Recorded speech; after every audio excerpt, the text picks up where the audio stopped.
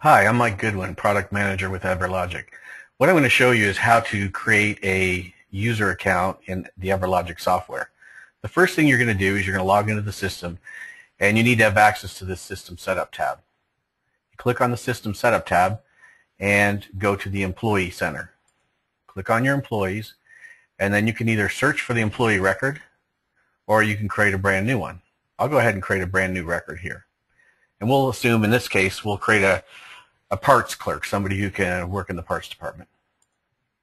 So click New, type in their name. So let's say it's Bob Jones, and he's in the parts department.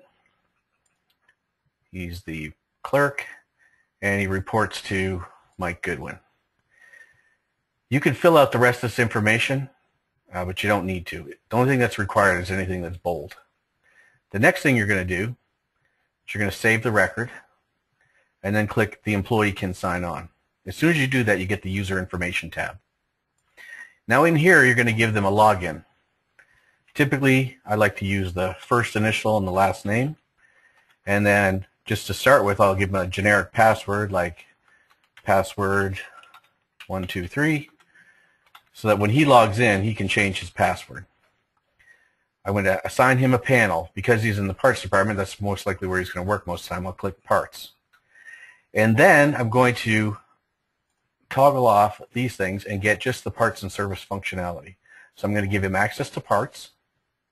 I'm going to let him not change the cost price. We'll give him information to the part form. He doesn't need to have access to service, and I'm not going to give him any other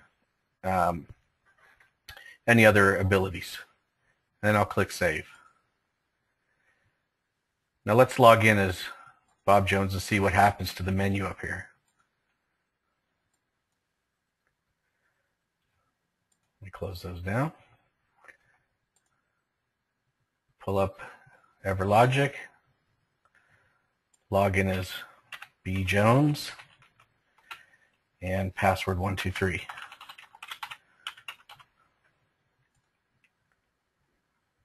So when Bob logs in, what he's going to see is he's only going to see the Home tab as well as the Parts and Service tab.